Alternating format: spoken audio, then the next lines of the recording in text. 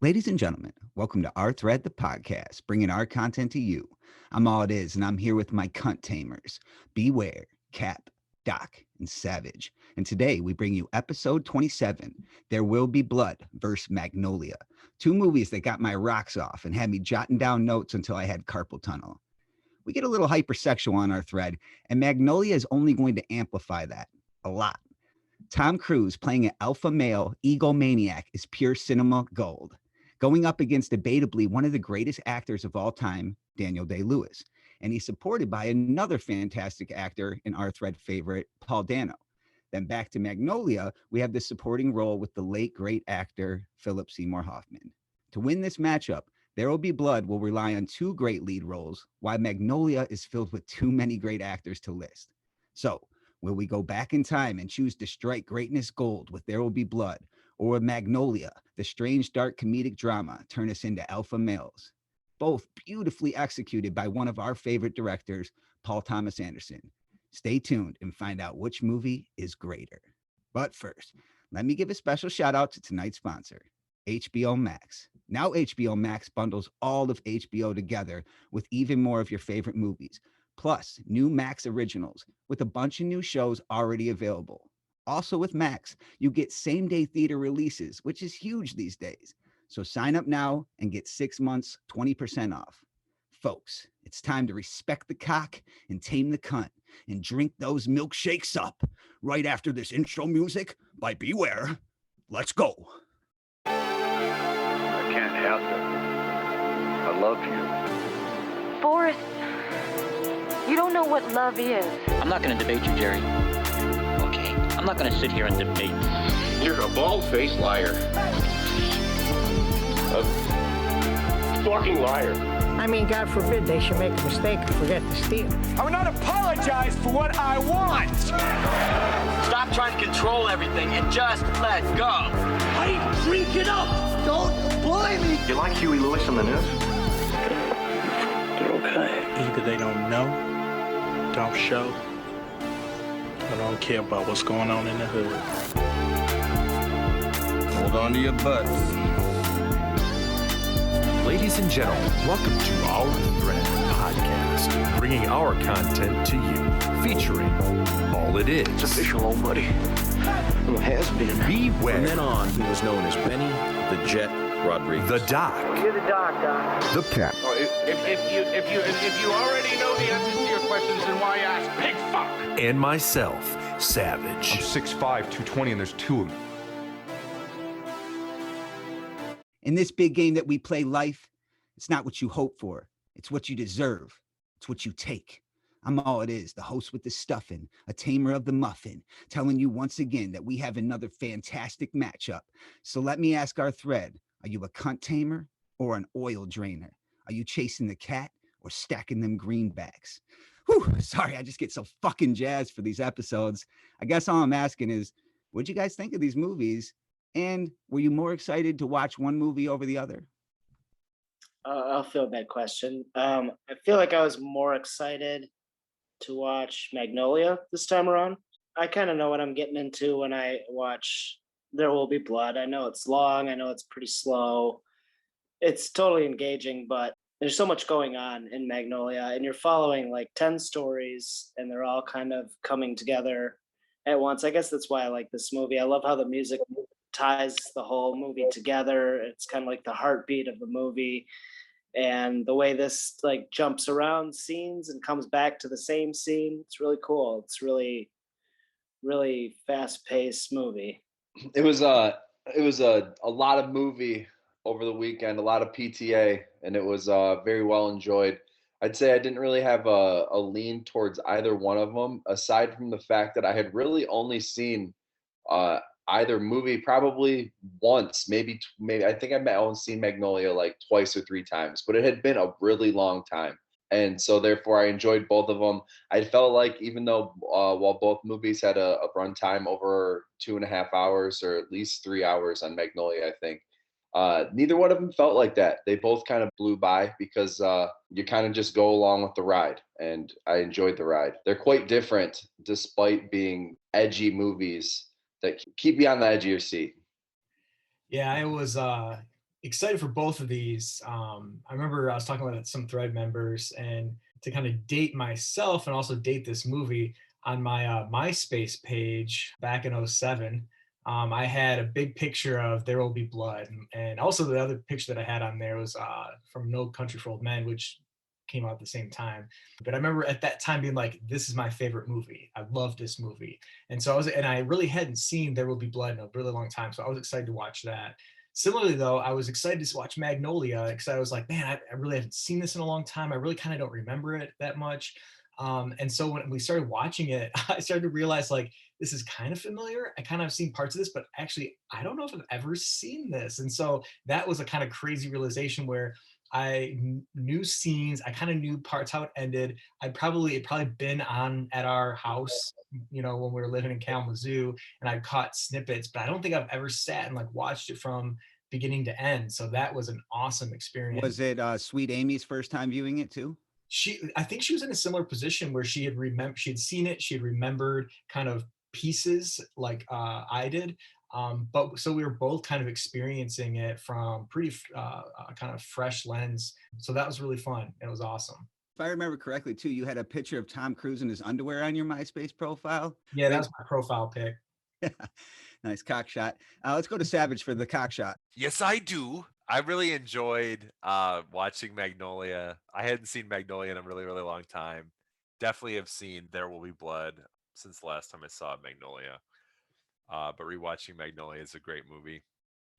The movie's packed. There's so much storyline. There's so much dialogue. There's a lot of just kind of coinciding events and great actors. I don't know if you could ever assemble a cast like that. Having William H. Macy playing like opposite Phillip Seymour Hoffman is, I don't know if that's ever been done, but that's a fucking treat.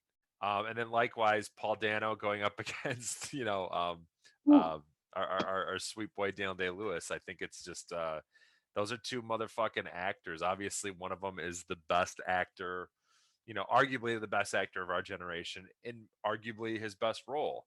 So it's a big matchup. I mean, it's crazy they're by the same director. I think it's such a difficult decision though when it comes down to figuring out what the best movie is, because these movies are not very similar to me. But you saying Savage kind of makes me think with Magnolia, you have these actors up against or acting in the same movie together, but they never meet. Half the characters in Magnolia never actually meet, even though they're all tied together.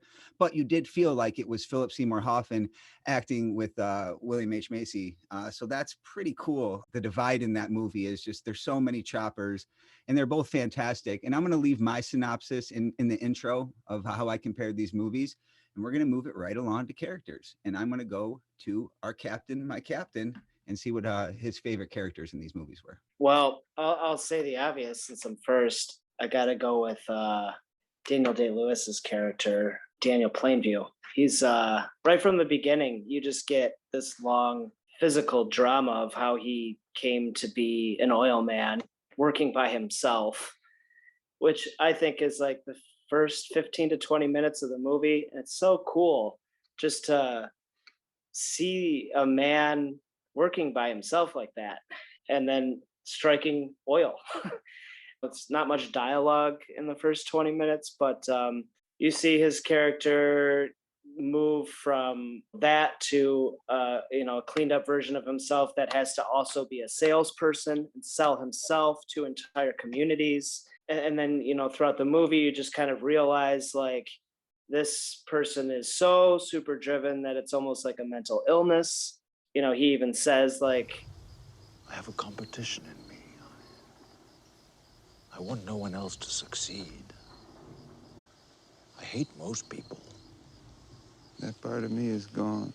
I have a competition in me. Like that like sums him up, man. And we talk about like character arcs in, with many of the characters that we bring up. And usually it's like this character arc of like them discovering themselves, or, this character arc of them like maturing or realizing something. With him, his character arc is he just gets more obsessed, more aggressive, more kind of like driven to, like that line, I have a competition in me. I want no one else to succeed. And like, he just becomes obsessed with that. And so his character arc is kind of going deeper down this kind of into this spiral. in any other movie, if you just got the snapshot of him, he is just like, he's a bastard. He's using people to, get what he wants and stuff. But I feel like we allow him to be that way because he's such a badass. Like starting off, like you mentioned, the first 20 minutes in the movie, silent. You see him working by himself. He finds the silver. He fucking falls and breaks his leg, and he has to like crawl back to the city, which we don't know how far that is, but they show you the terrain is gnarly. And it must have taken forever just going back on his elbows. And then even when he's getting his gold, you see him just kind of laid back with his hands. He's kind of got a smile, but he's also kind of watching, the dude's like, you gotta not fuck around with my silver, and you have the utmost respect for him, this kind of self-made kind of thing. And so he can be a bastard. He can be this kind of ruthless. He's allotted himself the right to be in charge. Absolutely. Of everybody. He has a character arc with his son too. Like, it's not his real son, but he adopts him. He clearly loves this boy, like, very much. But then also too, when they strike oil and his son just happens to lose his hearing at that scene, he chooses oil over his son. And then again, he chooses his son back after he sends him away to get help. And then later in the end, of course, he that's only with like the public scrutiny though too. I think he does miss him as a companion, but like, he doesn't get there on his, like, taking his son back. It's not something that he comes to on his own. It's like there's some pressure, I feel like, almost politically, for him to get his son back because he feels like it looks bad that he. Yeah, I think it goes both ways. It's a give and take of him being a good man and a kind of a competitive, maybe egomaniac too. I watched this thing about Daniel Day-Lewis and how he prepared for this character and stuff, and how Paul Thomas Anderson wrote this character. And you're right, Cap, like it's kind of this like historical fiction. And he based it kind of on the Upton Sinclair, like oil, one of the characters in there, but only parts of it. He also based it on like this oil tycoon at the back in that time called, like, his name was Edward Doheny. And then he also based it on Dracula, this kind of like in the dark, kind of obsessive, with like, instead of blood, oil. But that's where this kind of, there will be blood, and I drink it up, and that kind of like he talked about this as being like a horror film, but I think the horror of kind of humanity and how human nature can kind of go there. Well, I think there's a lot of elements that add to that ominous feeling in the movie. We could talk about later, but obviously the music is like pretty haunting. One last thing I want to say about his character is that, and it's not why I like him, but I just think he plays it well, is that he's a fucking bully. He is a bully to Paul Dano. And obviously the performance that he gave strengthens his own performance, but shit, man, when he's smacking him around, holy in the mud, he puts some mud in his mouth. Yes, I'm gonna bury you. I'm gonna bury you. One day I'm gonna bury you is what he says. I mean, it doesn't get much foreshadowing.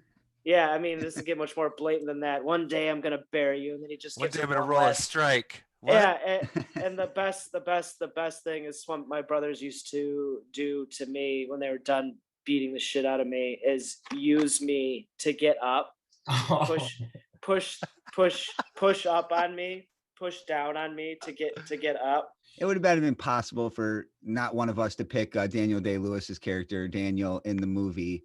And if anybody else has more to say or pick that character, obviously that's understandable, but we're going to go to Beware for his favorite character. I mean, heck, I guess I'm going to have to go with Paul Dano. Like, it's not even like a close second. It's borderline. He might be the best character in the movie. He's that good. I think, right. That was interesting. That actually threw me off for a second. Me too, man. In the book, they explain it like they are twins, but I thought it just hadn't got to the point because I haven't finished it yet.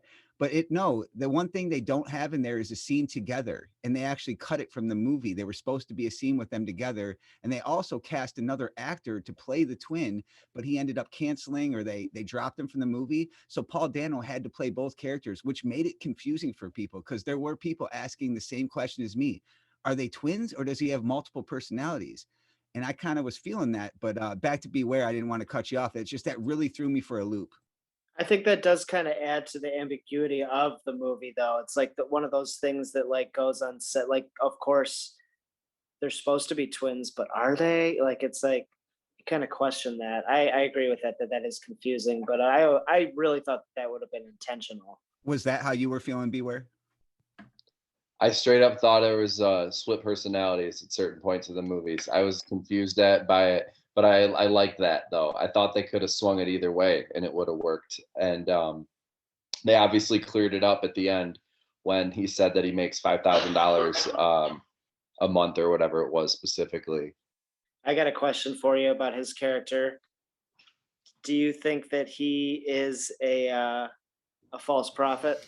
I am a false prophet. God. Do I think he's a false prophet? Yeah, I think he's a false prophet. I definitely think he's a false prophet, and he's just a capitalist, just like Daniel. They're the same person. Just imagine this is your church here, and you have a full congregation. So. I am a false prophet. God is a superstition. Say it again. I am a false prophet. God is a superstition. Those areas have been drilled. They're essentially the same character, except one of them just has more clout, and the other one's kind of a peasant. He's got an old school mentality, and the other one's got the new school mentality. Ladies and gentlemen, if I say I'm an oil man, you will agree. I think one angle you can take, though, is that if there was any sort of like superstition or religion involved, that he put a curse on the oil rig by not letting Dano, I'm sorry, his character name, Paul. Eli. I'm sorry, Eli, right? Eli not bless the well. And then, of course, the well basically took out his son's hearing. But then also that Eli later, defies God and stuff. And that eventually, leads to his demise. So it's an interesting aspect. And just to get this out of the way, because I kind of realized this isn't that, I kind of had these weird Shining feelings when I was watching There Will Be Blood. Like it was kind of like a horror film or a little bit of like a thriller. And that there could be ghost in it or multiple superstitions and all this stuff. But it really, I think it just kind of lays that out, like the cause and effect, the probabilities of things that can go wrong, will go wrong. But just a weird thought that it is kind of has a horror film ting to it, if you will. Yeah. I literally have a note that says music is awesome and haunting, feels inspired by The Shining. Nice. Awesome. That was a great point that you made about like the religion, but also like he's going for this religion kind of pedestal, but he is the actual exact same as Daniel Plainview. They're both opportunists. They're both kind of con men in a sense, and he sees an opportunity to get money to do his church to kind of be this false prophet, but he's not as savvy as Daniel Plainview, or maybe hasn't been. He's not as cunning. Yeah. Yeah, not at all. And Daniel Day-Lewis, 2 steps ahead of him. Daniel is well aware that when he's talking to his brother and he says, "These people," like he doesn't take any of them serious. Obviously. I think it leads more to the fact that Paul Dano, Eli, is a false prophet. The fact that he's a like a radio instead of a televangelist. He's like a radio evangelist. So it's like, which I always think of like those kind of people as like the biggest grifters in society.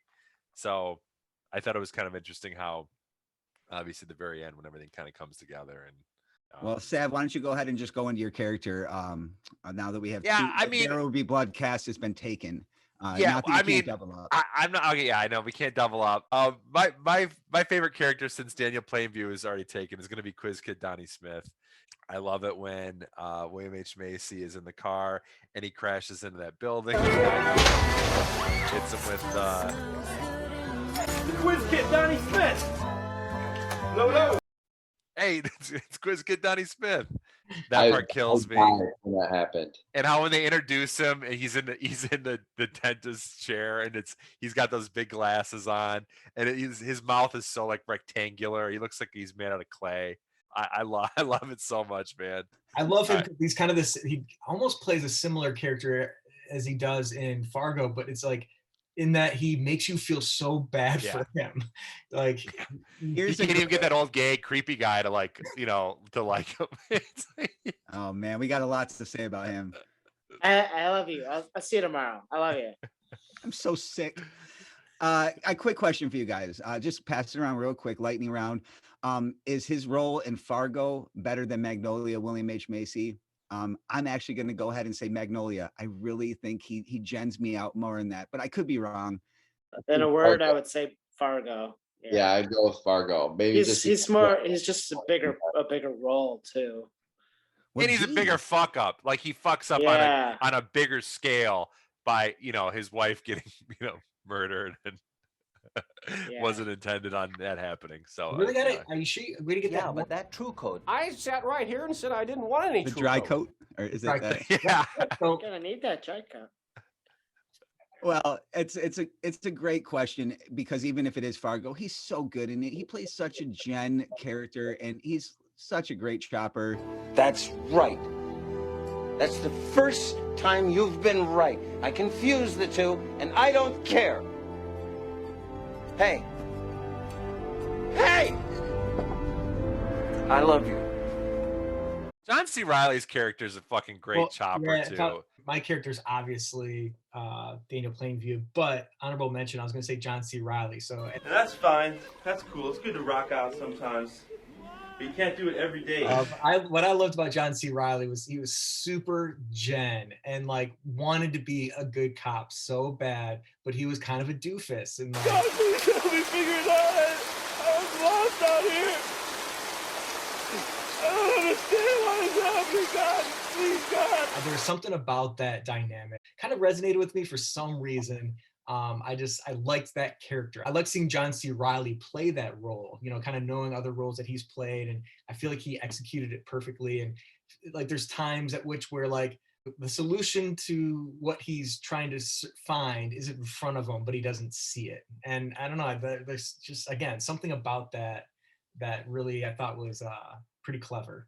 I thought it was some of the best love we've had since True Romance. Claudia, man, I love their love relationship. It was so fucking good. What about how he just essentially just is on the show Cops with no cameras all the time? Thank you for saying that. You That's pointed like that out when we were my watching favorite that, and I love that. I think that's such a good point because he is doing Cops, but where he's kind of talking like as if people and then like after that kind of stuff. After he meets her, and he's just like, and then one day, Jesus, he says something about Jesus calls, and okay, well, that is what I wait for. I wait for those calls, and I wait and I pray, and sometimes Jesus says, Jim, I got a surprise for you today. I want you to meet this young lady, okay? Now, where it goes from there is up to you. And God, I'm telling you right now, I will not screw it up. You gave me an opportunity. I'm going to treat this young lady right. Yeah. So good. Or his interaction with the kid, that's rapping. Yeah. I don't want to hear that. I ain't fucking with you. Hey, watch the mouth. Watch it. Come on, man. Just watch me. Watch and listen. I don't hear that word. Chill out, Ice-T. Whoa, Ice-T. Jackass, crackers, body stackers, dick two niggas, masturbating your Hold it, homeboy. I don't need to hear that word. Living to get older with a chip on your shoulder. That is so good, man. We got to talk about that in a little bit. We're going on to scenes. I want to say, talking about Claudia, I know that Cap had mentioned that Claudia was one of his favorite characters. She definitely needs a shout out. We're going to go back to Beware real quick, and then I'm going to talk about my characters. It's funny you say that because I was going to say I have a note that says, I do not like Claudia. I don't like her character, and I think that she is annoying for the first half of the movie. And I think that like she finally kind of finds her groove a little bit. It was kind of abrasive at first, and I get she's super coked up too, and she's jittery and all that, but like it wasn't fun to watch almost. No. And quite frankly, Julianne Moore's character is the same way. No, very intentional. Piling it off. She was my least favorite character for the same reason. For some reason, like I love Claudia's character, but Julianne Moore is fucking. How dare you? Fucking asshole. Who the fuck do you think you are? I come in here. You don't know me. You don't know who I am, what my life is, and you have the balls, the decency to ask me a question about my life? Fuck you too! Don't you call me lady! I come in here, I give these things to you. You check, you make your phone calls, look suspicious, ask questions. I'm sick! I have sickness all around me, and you fucking ask me my life? What's wrong? I'm using death in your bed, in your house. Where's your fucking decency? And then I'm asked fucking questions. What's wrong? Suck Dude. my dick. That's what's Suck wrong. my fucking dick. But what does she say to the How do you judge me? No, to the doctor. To the To pharmacist. the doctor. She shows a Please lot go of teeth. Please shut the fuck up. Please shut the fuck up. Shut the fuck up. Shut the fuck up. Shut the fuck up. You need to sober up. Now you must really shut the fuck up. Now, please shut the fuck up. Linda, I have to go. let me call you a car, Linda. Shut the fuck up. This might be a controversial take, but does Paul Thomas Anderson maybe not know how to write like good female characters? No, he absolutely does, man, because I think that's it. He wants to show. All right, let's talk about loudness real quick. Who's the good female character? Hey, who's the good female character in There Will Be Blood, though? Oh, wait, there isn't one. There isn't one. His son's wife that teaches him sign language and shit, she's really good just because that leads to a great scene. Just 3 minutes she's in the movie, she's really good. Yeah. No, but really, There were no women back then, though. Facts with Cap. This really leads into what I got to talk about. Paul Thomas Anderson knows exactly what he's doing with his whole all-star cast. When he has his females doing chops that Chop your fucking credit card in half. How about they're meant to put you on high anxiety. Okay, you want to talk about another point that intentional or not? When it starts fucking raining frogs, folks, and it's so fucking loud. Cap said, turn it down, basically, when we were watching it today as I'm chopping up a clip.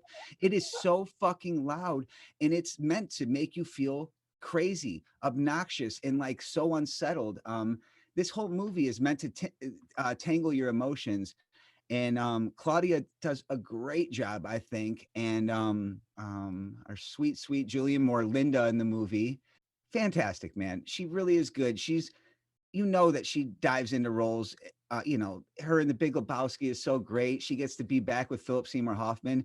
So going into my characters, because I'm frazzled, I'm all jazzed up and going on a tangent like Tom Cruise in an interview.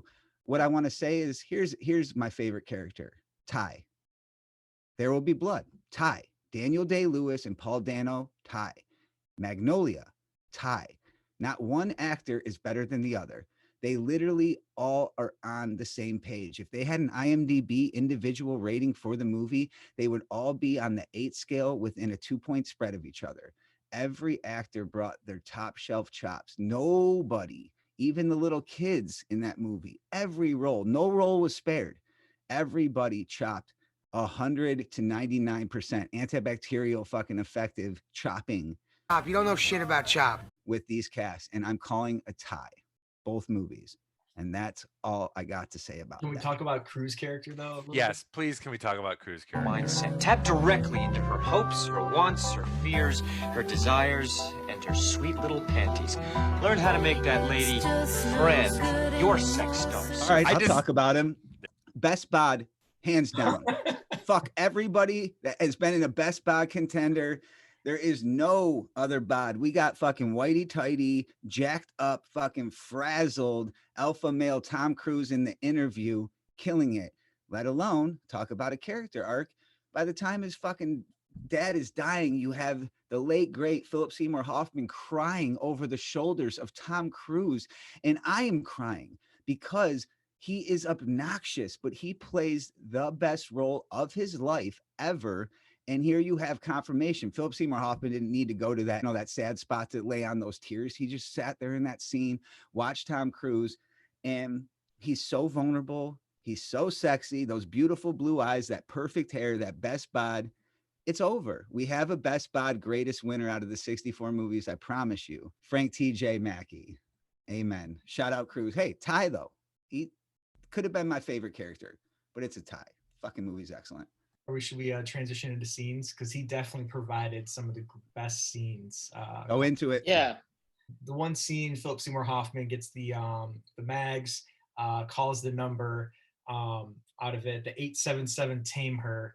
I actually read something that when the movie came out, you could call that line and hear the Tom Cruise character give his little rant on it.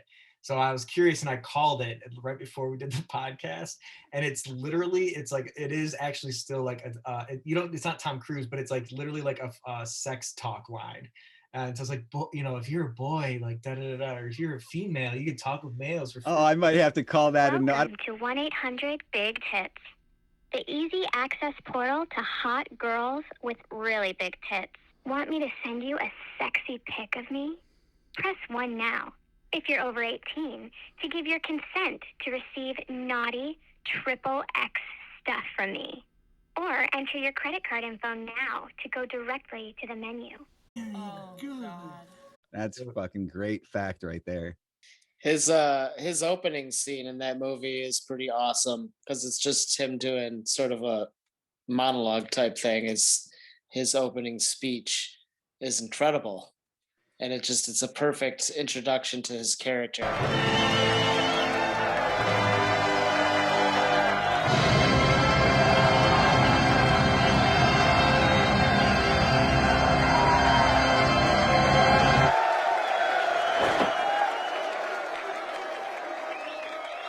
Respect the cock.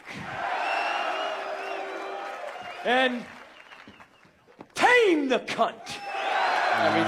Everything after that is chipping away at that facade. You know, everything, the interview breaks him down, and then he goes and you realize that he's just a very hurt person. The interviewee is excellent in the movie. Oh too. yes, she's awesome. Amazing. When he's doing all the panting, tame it. she's like, "Calm down." She goes, "Be a good boy." And she was excellent in my opinion. She handled them. She was always holding the line right there. It was great. My favorite scene carried on for about like 6 minutes. It literally was multiple scenes, but it didn't stop. My quotables and notes just go to show that within a span of 6 to 8 minutes, I have more notes than I've ever took. And it starts with Tom Cruise rising from the floor with the epic, Also, Sprach Zarathustra from 2001. 2001 Space Odyssey. Music comes up. I literally watching it the second time and even chopping it up was getting goosebumps because I just thought it was great. I was like really anticipating it. The speech is great. And then the interview, just to add a quotable. I finished one of these seminars right here. I swear to fucking God. I mean, I am Batman. Superman. I'm like a fucking action hero. Yard, you have that crush on big-titted Mary Jane.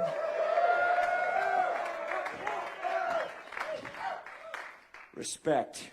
What about the backwards somersault into the stand? It's all gold, and that's it. Enjoy lunch. You could talk about literally that 5-6 minutes of movie forever, but that is my favorite scene. And let's get the rest of the thread talking about their scenes. The date scene between it's a great date in Magnolia between Claudia and what's John C. Reilly's character's name? The Jim. typical bullshit, and let's Officer Jim, yeah. And then they just end up kissing, standing up at the same time and kissing. And you want to kiss me? Yes. Yeah. It just seems like it's a very unlikely couple. Him being a cop and she's just this cokehead, and he ended up being at her house on a noise violation, and they end up on this date and it goes good, and there's hope for the two of them because they both seem pretty desperate for vulnerable for companionship. Yeah, and vulnerable. What he's talking to her about, like, I will be good to you. I will. You can say whatever you want. I don't know what it is, but I will be good to you. I haven't been on a date since I was married, and that's 3 years ago. And Claudia, whatever you want to tell me, whatever you think might scare me, won't. And I will listen to you. I'll be a good listener to you if that's what you want. And I won't judge you. I know I can do that sometimes, and I won't. And I can listen. And you shouldn't be scared of scaring me off or whatever you think that I think, and on. You should just say it, whatever it is, and I'll listen to you. You don't know how fucking stupid I am. It's okay. You don't know how crazy I am. It's okay. I've got troubles, okay? I'll take everything at face value. I'll be a good listener to you. I started this, didn't I? Didn't I? Fuck. Whatever it is, just say it. You'll see. You want to kiss me, Jim? Yes, I do. He's fucking a good chopper. Very similar to William H. Macy, like just his like kind of vulnerability and his comedic presence, but also like, man, he's really top shelf. We got more to see from him. It's real. There's a lot of really good scenes in both of these movies. I'm trying to like pick which movie I even want to go towards. And There Will Be Blood, when they strike oil, when they first strike oil big, and like it's billowing through like traditional oil striking wood, as you know. And all of a sudden the sun's on the ground, he's running out there trying to grab him. He's having he gets his son dropped down to him. He runs in one take and you don't know where he's taking him. I thought that was so great because you like the way they've got it shot. It's like you literally are wondering like what the hell could he even do right now, and they like don't want to even show you, so they're kind of like teasing it with the way that it's shot, and it just has you, and then when he leaves him and then he goes back out there and then it just unravels, and everybody is fucked up and he is just happy. And like it's so crazy. It's an insane scene visually. Then the fire starts, obviously, but like mentally, you really get to understand why Daniel is so fucking A, twisted, B, good at what he does because he's twisted, cutthroat as can be. And the scene is just whoa. And all the while, there's the music kind of backdrop, this this click, insane tension. That's kind of the drums. I think that's the first time there's drums in the movie. I think it's always just like strings or whatever until that specific scene. Yeah, I think you're right. Yeah. Music is epic and eerie, fucking crazy. I got one of the best, man. One of the best scores in any movie, I swear. It's worth mentioning that Johnny Greenwood won the Oscar and they took it away from him because he had already had the music made for the movie. Yeah, it was for like an untitled score for like a whatever movie if he ever did something. Huh. Right, yeah. I'm sure he's got like a lot of projects going.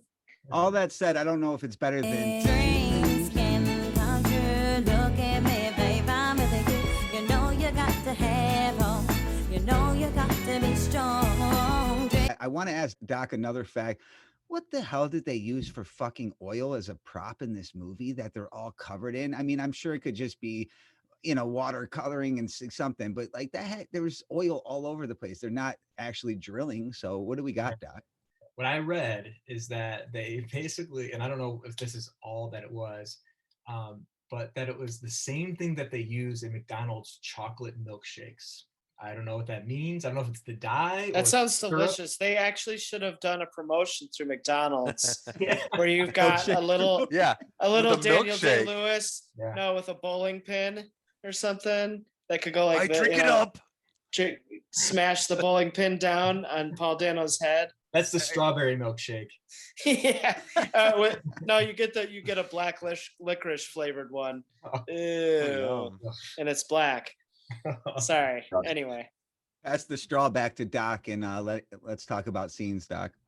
Well, the one that I was just mentioning was because we were talking about kind of soundtrack and stuff, and the in Magnolia, there's so many. The soundtrack of Magnolia is awesome, and there's so many really good scenes. The one with William H. Macy where he walks into the bar and the songs kind of amazing. Supertramp. Supertramp, yeah. Like a king without a castle, like a queen without a throne. I'm a dirty morning lover, and I must be moving on. The one point where it's kind of coming to, I think it's like the end of like Act 2, but where they're all kind of in their room by themselves or doing their own thing, and they're all kind of singing that song, like they're kind of snapping to each character, and they're singing that or it's very kind of sobering kind of.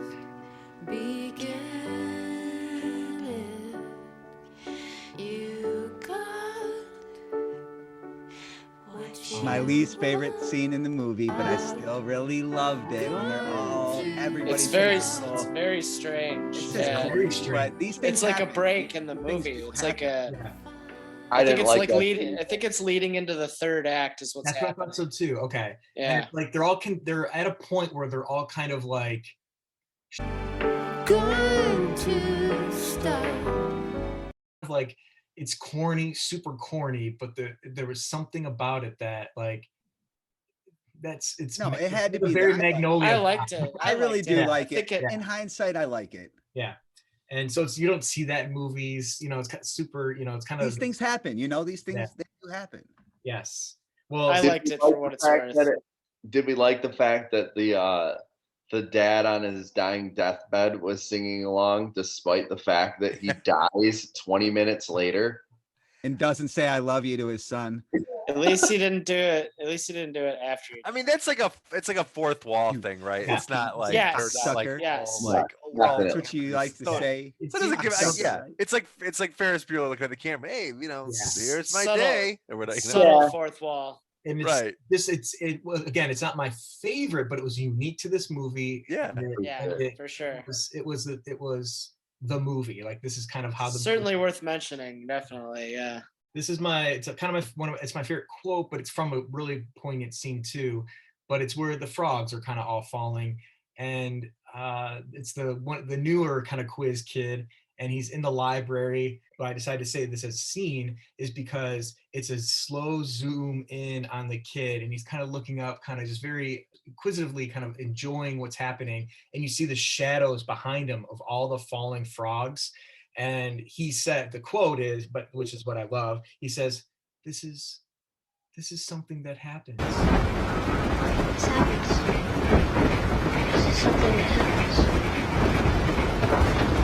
And this is something that happens. I love that. WizKid, man, if they just would have let him take a pee, he really would have, life could have been different. Now I'm sick. I'm sick. I'm sick here now.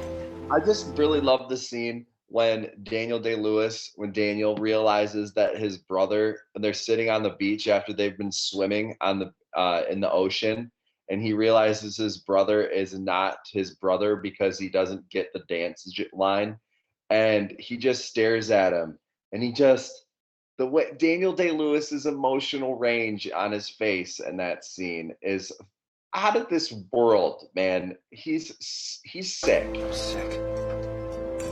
I'm sick here now. He's sick. And the way, and the brother is really good too, because he plays just kind of like completely oblivious to Daniel Day-Lewis is so cunning and like so almost cons him.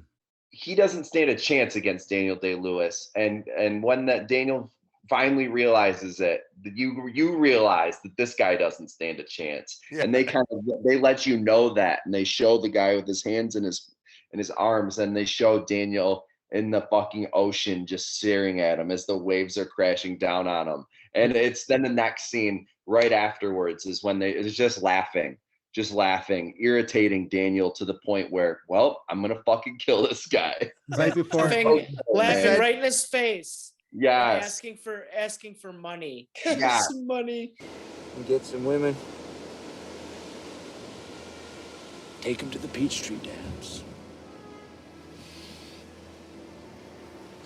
I say get liquored up and take them to the Peachtree Dance. Come on, Doc. And that's honestly probably the most genuine you actually see Daniel Plainview too, where life is good. They just kind of made it like everything is on like the high for him. You just really made a great point that like Daniel, he loved the kid. We've talked about it. He adopted him. He was gonna be his partner. He was grooming him to be his partner. And when he went deaf, he lost a lot of that ability, and it frustrated him. And so when the brother came, he really did say, felt like this is, the first time I've lived in a while, or whatever, however he phrased it.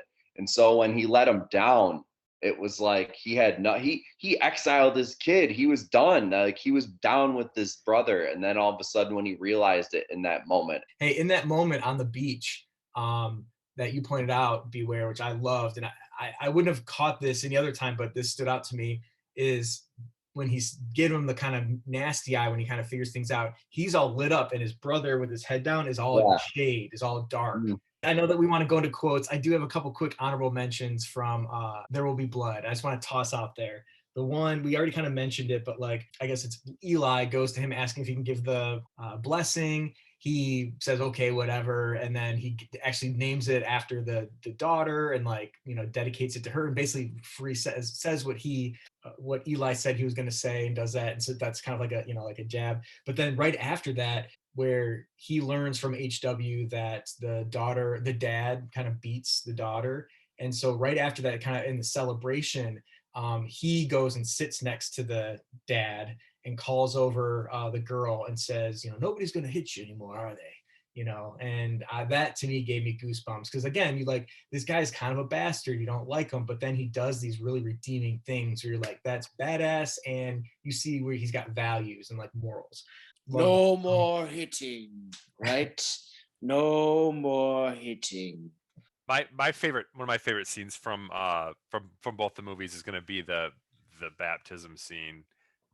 Daniel gets baptized. Thank you. And I just when Beware was talking about like the emotional range of Daniel Day-Lewis, I mean, you get it's 180 degrees of happiness, darkness, when he's saying how Eli is trying to get him to, basically convince him to say that he abandoned his boy or he abandoned his son, and he's like screaming it out, and then Eli's asking him, do you accept Jesus Christ as your personal savior?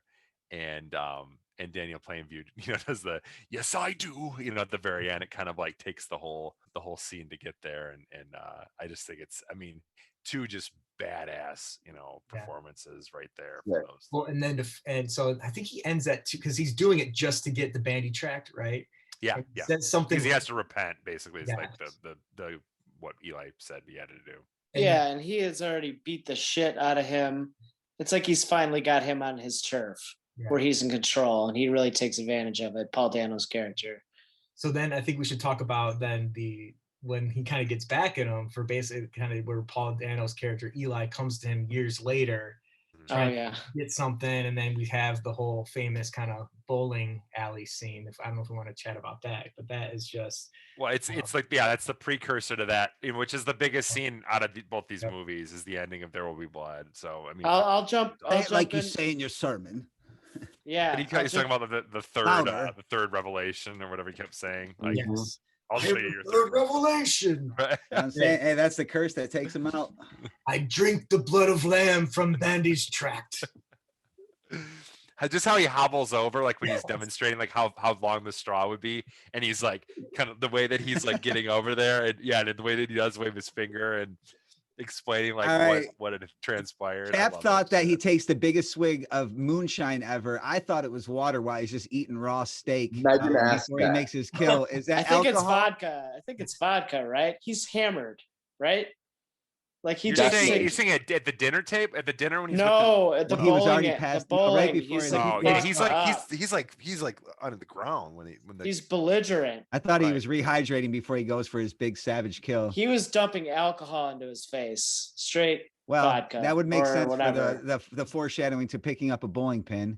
Obviously, chucking bowling pins, it's all like comedic until we get a bludgeon. It is funny until like he makes contact, and then it's like, okay, now we know how this ends. Now we know the name of the name of the movie. And there's the blood. Yeah, I see it. And that is the title. The music and how it's so dramatic and tension filled and just kind of like eerie. That right after he kills him, there's this very like peppy, upbeat, symphonic like yes. Dun, dun, dun, dun, dun.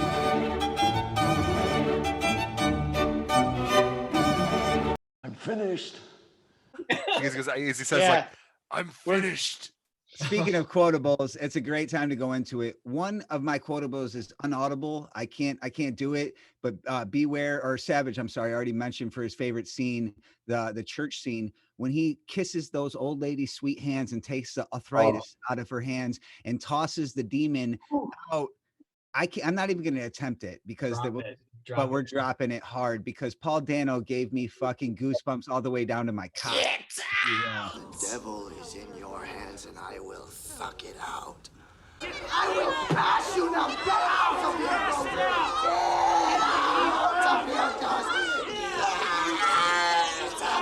Get out of here. And it left. Will the new road lead to the church? Man, surprisingly, that's the first stop or whatever. We've been really tame this episode. I really thought we were going to be way more hypersexual. I mean, let's live it through these quotes, boys, and just pass it around. Go as long as you want. What about just the oh God, sweet honey mama, sweet honey baby. his hip gyrations when he's saying that, when he's working it, he's really, they zoom in on his hips. He's got some good moves going. Live by these rules as religiously as I preach them. Best cock. Can I shout out first Richard, the kid, the quiz kid, the thicker quiz kid. Bite it, Cynthia.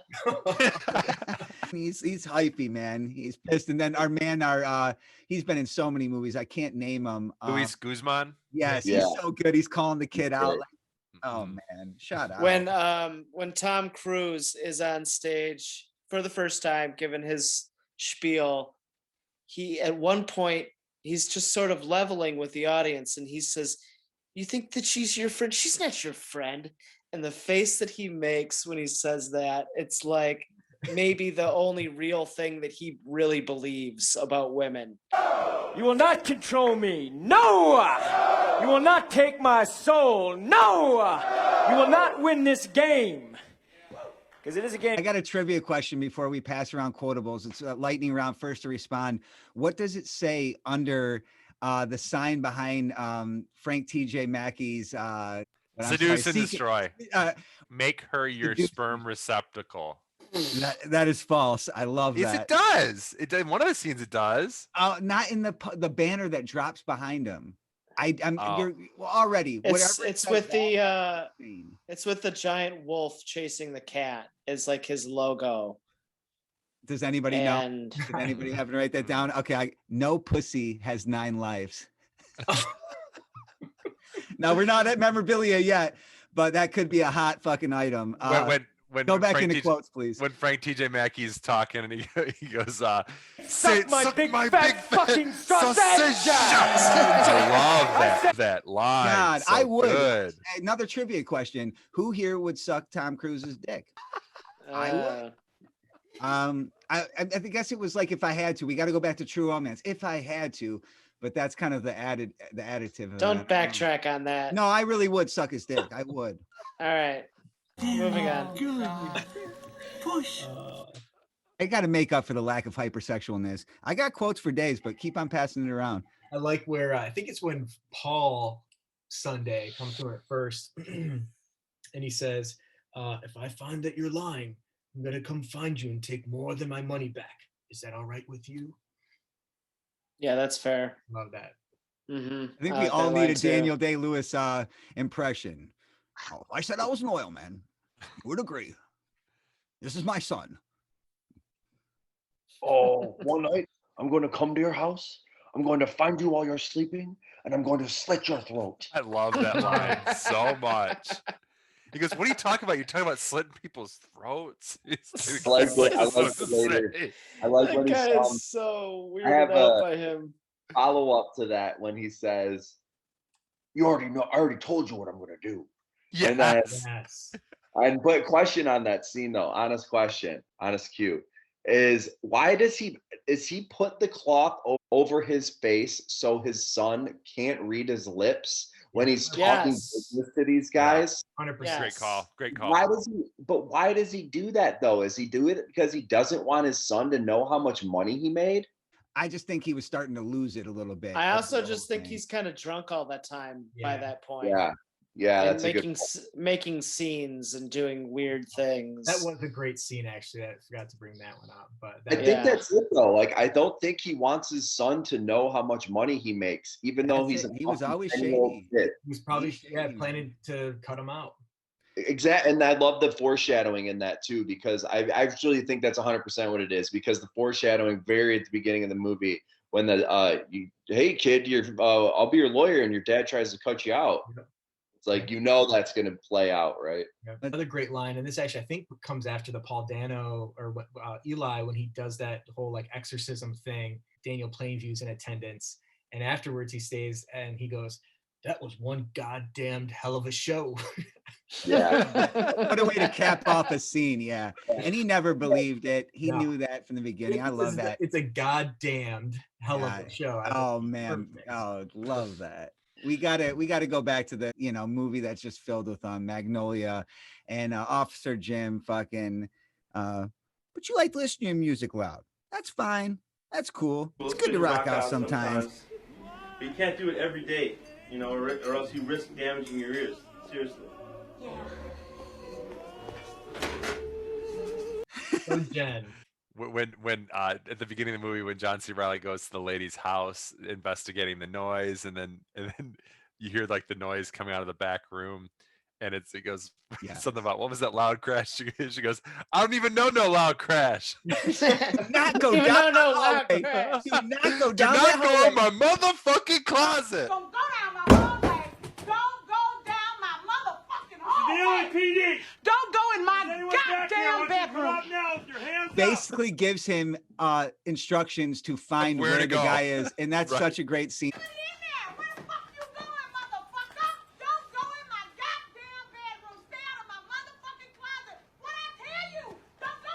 This is the police. How about, hey Phil, I'll drop kick those fucking dogs if they come near me. Yes. Yes. That's Oh, the I best. love him. That's the I like best. I also like the scene when Wiz Kid's dad, God damn, my little fucker. He's a fucking genius. I have no idea where he gets it, really. Now let's win some fucking money. He calls him a little fucker a few times. That little fucker. Hey, You've but got to be nicer to me.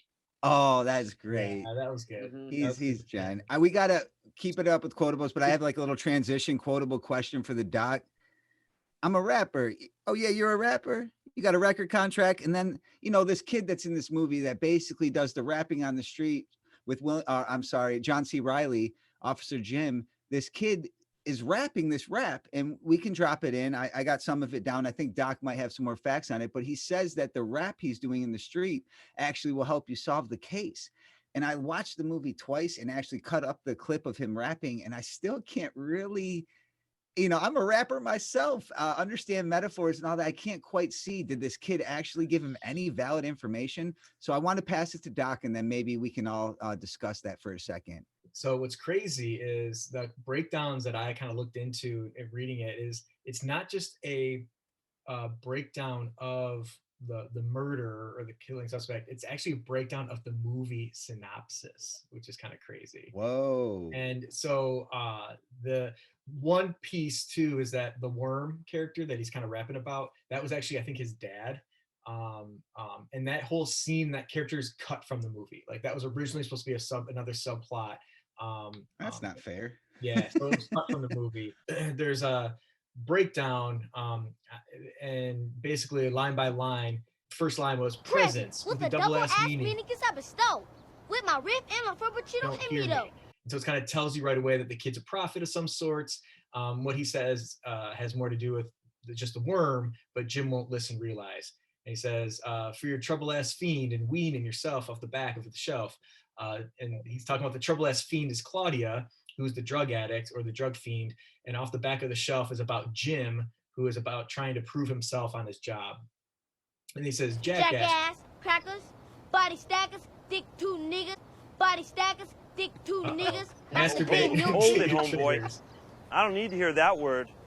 And so this is part about like how Jim's the jackass, Earl's the cracker, Phil's the body stacker, Linda and Donnie are the others, and then because they both like to SDs. And the true prophet out of both movies. Yeah. Go, come on, Fit. I'm the prophet, the professor. I'm gonna teach you about the Kid word. right here. He's the true prophet. How could you know that shit? So anyways, it goes on and on, but yeah, he kind of breaks it down, and These things happen. They yeah. do. This is something that happened.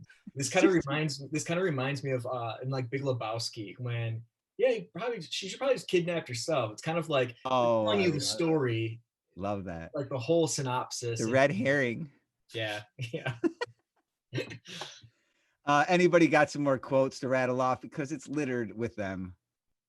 There's some like Daniel Plainview with his son, some interactions, and what we know happens is one of the saddest scenes where he fucking just leaves his son on the train, heartbreaking.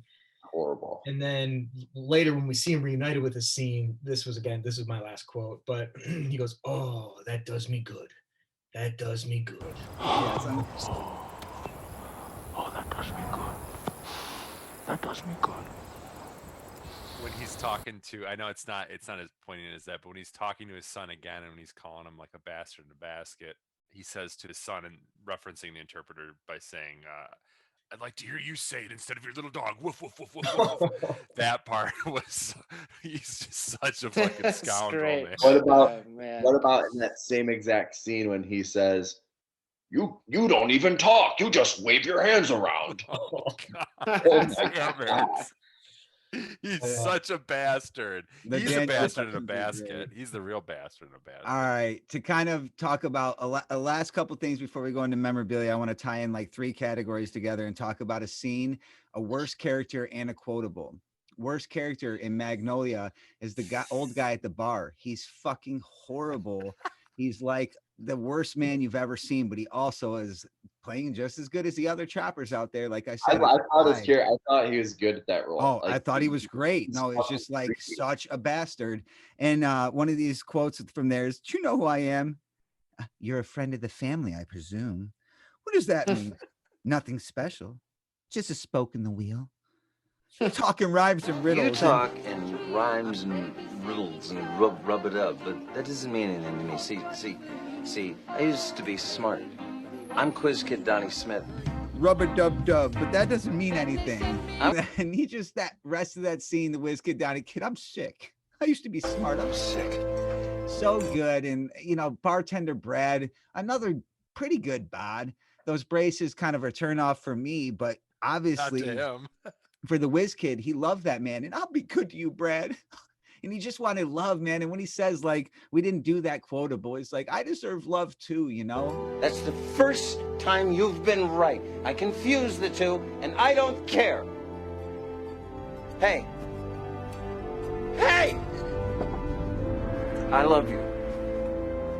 I love you, and I'm sick. I'll talk to you. I'll talk to you tomorrow. Well, one is the loneliest number, first of all, is so Super Trick. long. That intro goes on for like well longer than the song is recorded. 6-8 minutes. So many characters introduced. Exactly, though. That is the case. The other song, Beware, I text you about it today. Oh, those are the Super Tramp songs. Yeah, there's The 2 of them. Super Tramp was excellent. That was stuck in my head, and I was singing that melody without the words, and I couldn't figure out what it was from until I revisited Magnolia again for like the 3rd time. So good. Savage, we've already talked about the soundtrack a little bit. The score is literally probably a score versus soundtrack. Would you agree? Yeah, I mean, I would agree personally, but the Academy had other ideas for it. So about the fact that Johnny Greenwood got his score taken away because it wasn't technically a score. So well, and also too that the fact that we have old pop rock and roll songs and stuff in Magnolia that stretches throughout the whole film, even to our girl Gabrielle doing Dreams, a 90s song that was a hit, which I really remember liking a lot, into these other songs. It's like a soundtrack versus score. They're both fantastic. It's weird that it's like the soundtrack is all like half of it or more than half of it's Amy Mann, who is like a 90s. Yes, I seen that. Shazammed a couple of those. Yeah. 90s. Kind of interesting. But yeah, then the Goodbye Stranger, obviously, that's a fucking song. I mean, as much as I love Magnolia, I'd have to say the music, if it was verse music, which is better, I'd say There Will Be Blood. The score is so crazy when we've already mentioned Striking Oil, the intro, the outro, so fucking good. All right. Well, I will say that it's kind of crazy. I didn't know that about Johnny Greenwood. Quentin Tarantino said that this was a great modern original soundtrack or score. I guess maybe they call it score, but for There Will Be Blood, he said he was a huge fan of it. Yeah, so awards. I guess we'll start chronological order. We'll go with Magnolia. Came out in 1999. 2000 Academy Awards. It had 3 nominations. Best Actor in a Supporting Role, Cruise. Best Writing Screenplay, Paul Thomas Anderson, and then Best Music Original Song, Amy Mann for Save Me, and did not take home any Oscar that year. If Tom Cruise won for supporting actor, who is the lead actor in Magnolia? That's the great question. I considered him. I think that they would all be considered supporting that's why actors. it's There's no lead in it. Isn't there technically? Doesn't there technically have to be? Yeah, I don't think so.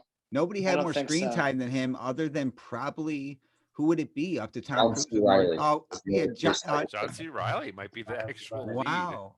I So think William H. Macy is equal time too. I think the Whiz Kid is as a Well, character too. You get John C. Reilly like solo like the cop stuff, I feel like that those scenes let you know that he's the lead.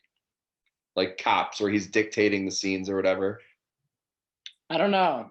I think that it's a shared. I think so. It's shared by all the characters. I don't think there is a lead in that movie. Yeah, it wasn't nominated for any leads, No. so it's kind of interesting. No. That, So Paul Thomas Anderson calls this movie an ensemble movie. So it's an ensemble cast, and so there, I think maybe by that definition, there are no leads. It's all kind of these. that sounds right. Yeah. To Doc, before we continue off the awards, wasn't there some weird Easter eggs in this movie too? Yeah, Easter eggs though, man. You kind of started to point it out, but then it was kind of obvious. But like the whole Exodus 8, 8 vert, like I don't know what 8-2, but and so 8s and 2s appear everywhere, like 82 degrees, or like it's 820 and whatever. Weather forecast throughout the movie is great. Yeah, so lots of 8s and 2s. And then for the, I don't know if you guys know this, but like Exodus 8:2 is basically like if something yada yada yada. Bing, bang, boom. Oh my God. If you don't cast them out, then I will rain down a plague of frogs. And that's like, hey man, why did I not compare these movies to that? Like a verse in the Bible or something, like a plague, a curse. They're very similar in that aspect. And we like to compare these movies. I love that in the conclusion of this episode, we just compared it that way. That's a very interesting thought. Yeah. And there's like the tagline is like that, you may be done with the past, but the past is not done with you. And kind of this reconciliation of, this unable to move on from the past. Like all these characters, they've got this trauma that they experienced when they're younger or whatever. Not all of them, but some of them. Anyways. So yeah, it kind of makes sense. And then like there's no coincidences in life, and that was kind of another thing. Moving on to There Will Be Blood. This one had 8 nominations. Wow. Can't wait to hear how many the record is compared to like how high that is. That's well above average. I know that, Doc. Definitely well above average. I think the movies that have had the most have been like in the teens, like 11 and 12. 9, 10, 11, right? 8 is up there for sure. I'm here on a 187. It's not. What's a 187? It's not good. So they had Best Motion Picture, Best Achievement in Directing. These are all noms. Best Writer, Screenplay, Best Achievement in Film Editing, Best Achievement in Art Direction, Best Achievement in Sound Editing, Performance of an Actor in a Lead Role, and Best Achievement in Cinematography. And it won for 2 for Best Performance by an Actor, Daniel Day-Lewis, and Cinematography. Yeah, pretty big wins. Who won Best Picture? 2000. No Country. 2000. Ooh, No Country. Yes, No Country. Yep. Which is. I wish these movies would go up against each other. That would be awesome. It's possible. I can't believe those movies came out in the same year. That's fucking unbelievable. I can't believe and they were filmed in the same location too. Yeah, And we talked about it a little bit. They literally did interfere with each other. It's kind of the known, They did fact interfere about with those each movies. other. We talked about it a little bit. I think that the explosion that they did affected the filming for No Country. Had to be all of that all the McDonald's shake shit all over them. They were fucking drinking milkshakes and fucking chocolate. Crazy. Pick it up. God, if only fucking Daniel Day-Lewis somehow could drink up the fucking cock and tame the cunt of Magnolia, we'd have like this hybrid film. I'm trying to go strike oil, tame cunt, and also have a character arc where I come back and I fucking love my son and I fucking go on to have like a real successful life and then die on my deathbed with my son by my side crying. I thought we were rolling. Come on, go, go, go. Whenever I am firing pearls at you here. It does me good. Just being with you guys just really, that does me good. And it's that time of the night.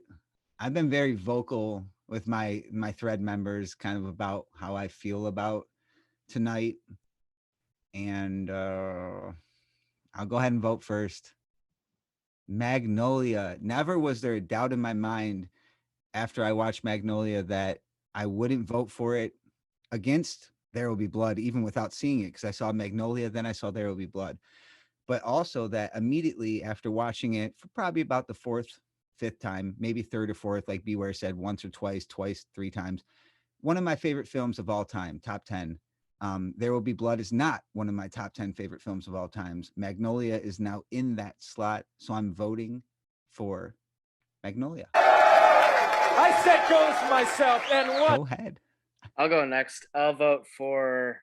This is a close one for me. I think going into this podcast, I had in mind that I was going to vote for Magnolia, but after having talked about all those Daniel Day-Lewis scenes, Paul Dano scenes, it's just such strong performances and with the music, and I kind of agree with this whole idea that it's sort of like a horror movie. I'm gonna cast my vote for There Will Be Blood. I think it's a stronger movie. You motherfucker. What? Motherfucker. You What are you talking fucking asshole. Who the fuck are you? Who the Shut the fuck up. Sorry, Cap. Sorry. That's all right. Let's pass it to Savage, who's giggling nervously. He's probably gonna break my I'm heart too. scared though. I kind of knew what I was going to vote for before this. I mean, it's kind of like the same thing we went up against when we looked at True Romance versus Godfather. Fuck I kind of look at this the same way. I love True Romance. I also love Magnolia, but they're up against perfect movies.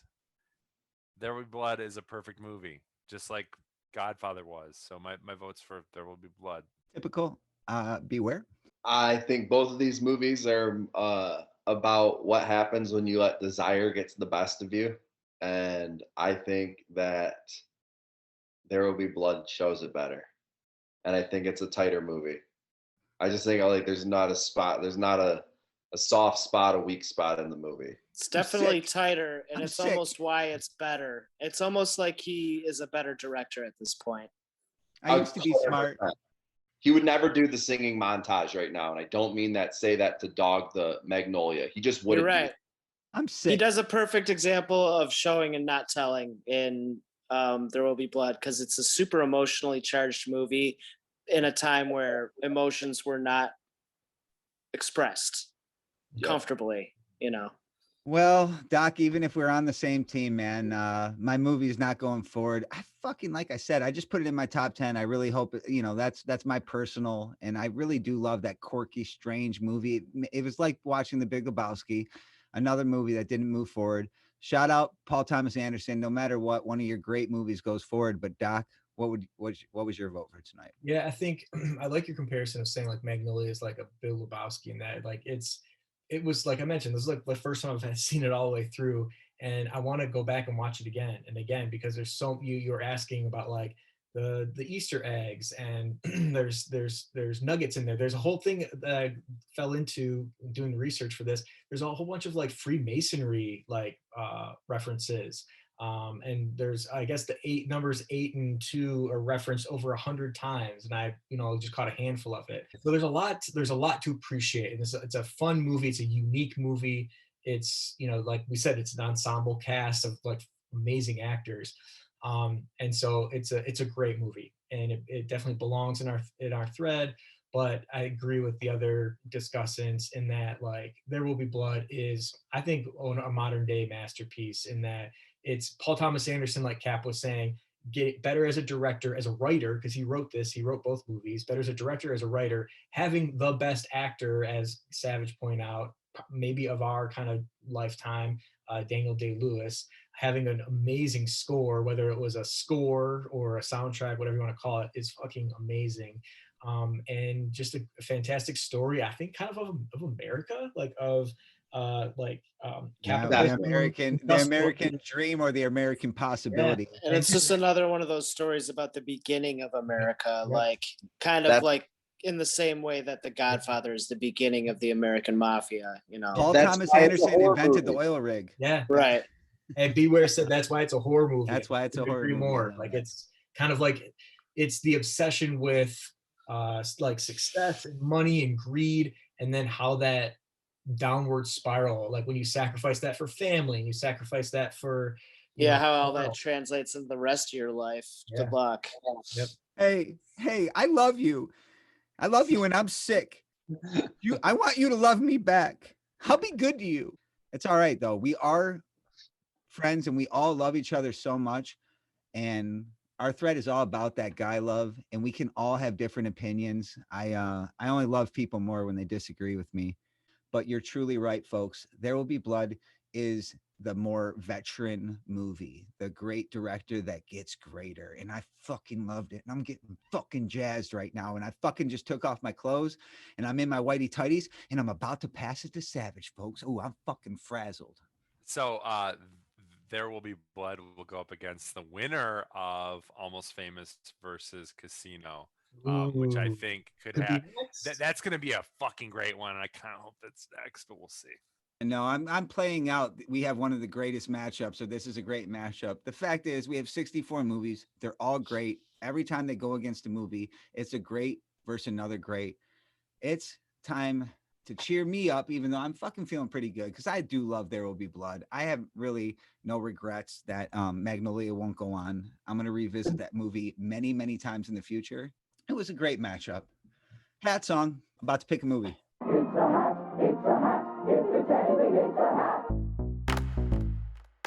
Let's go do that. Let's go do that. Let's go do that. Let's go do that. Take your hat off. Excuse me? Let's go do that. Let's go do that. Let's go do that. I have one in my hand. It's right side up, upside down. I've seen it already. I don't know who it's going up against, but when I see the top one, I'm excited. This one will really, like, we needed this to kind of mix us up. We've had a lot of like hardcore long movies. Even though this is probably a long movie, this is going to be a great one. That is the top one. Oh, wow. Fucking cool, dude. This is a fucking cool matchup right here. A little bit of R.L. Stein's going on. Heat versus Memento. Yes. Wow. So we go back to not Memento is the first film of help me out, Christopher Nolan. Yeah. Heat, I can't call the director, even though I know it's one of Michael the Mann. best, Michael Mann, one of the best action films of the 90s. Better than Die Hard, if you ask me, as far as like a pure fucking bank robbery, fucking action filled cutthroat shit. Semi trucks exploding. But Memento, I can speak on behalf of me, and Beware was one of those movies that introduced me to the strange, that got me into people like David Lynch, that got me into weird fucking films like Memento, like anything that was like that, because it's so wild. It's such a twist, and you have to watch it multiple times. So me revisiting Memento, I haven't seen it in probably 7-8 years. It's going to be so enjoyable. Heat, probably the same. Haven't seen it since my daughter has been born. She's 8 years old. So I've never seen Heat. Oh, whoa. God. Val Kilmer. Hey, Val Kilmer's say... second appearance. I didn't think he would ever be on the list again. Val Kilmer's back. Hell yeah. And I don't even... Go ahead. I don't think I've seen Memento. What? Honestly. Shut the fuck up, bro. I saw it when we were 19. I remember. I saw it when my freshman year of college. That's the only time I've ever seen it. Other than he tattoos himself and he loses his memory. I don't know. Lots of tattoos. Very close to Donnie Darko, except a little bit even more dark. This is crazy. I literally don't know. Both these movies are 8.2, 8.4. I've only seen. There's two movies I've seen them in total one time because I haven't seen I'm excited for you to watch Heat, man. Heat's a super dope movie. I think this is gonna be a good ass comparison, man. Heat's like an ensemble, I think. Definitely. It's hard to pick a role though. They are think even. it is. I love that. I love that call. It is. Did not cry wolf. It's equal parts Pacino, De Niro. That's for sure. And honestly, though, beyond that, there's multiple other when you see the family backstory of a character, you know they're kind of like a lead, right? Like there's multiple characters like that in Heat. I'm pretty, it is almost like an ensemble. It's a long, big, ambitious movie. For sure. It's good. It's very good. LA. Very LA movie. We don't have much left, but we have two fucking great movies. You got to get used to me just saying we have another great matchup, because I just got to keep saying it, because we always have a great matchup. And this is going to be another undecided, a fun-filled, fact-driven, Doc hasn't seen, Cap hasn't seen, we haven't seen since our kids have been born, a really honest, bunch of friends, bunch of guy love people going back to movies and really fucking under that lens, as we like to say, us discussants are really going to put together a great episode for you for, I believe, episode 28, short-term memory, episode 28, folks, coming back to you with Heat versus Memento. Memento versus Heat. Christopher Nolan back again. There's no way he doesn't win most movies in the thread. He is a killer, coming back with another killer film, one of his first. Has he won? Has he won yet? Yeah, Interstellar, won. Interstellar, right. Inception didn't. Inception lost. Atonement won, I think, is what it was. I can't help it. I love you. Forrest, you don't know what love is. I'm not going to debate you, Jerry. Okay, I'm not going to sit here and debate. You're a bald-faced liar. A fucking liar. I mean, God forbid they should make a mistake and forget to steal. I will not apologize for what I want. Stop trying to control everything and just let go. Hey, drink it up! Don't bully me! You like Huey Lewis on the news? They're okay. Either they don't know, don't show, or don't care about what's going on in the hood. Hold on to your butts. Ladies and gentlemen, welcome to Our Thread Podcast, bringing our content to you, featuring All It Is. It's official, old buddy. Who has been. Beware. From then on, he was known as Benny the Jet Rodriguez. The Doc. You're the doc, Doc. The Cap. Oh, if you already know the answers to your questions, then why ask? Pig fuck! And myself, Savage. I'm 6'5", 220, and there's two of them.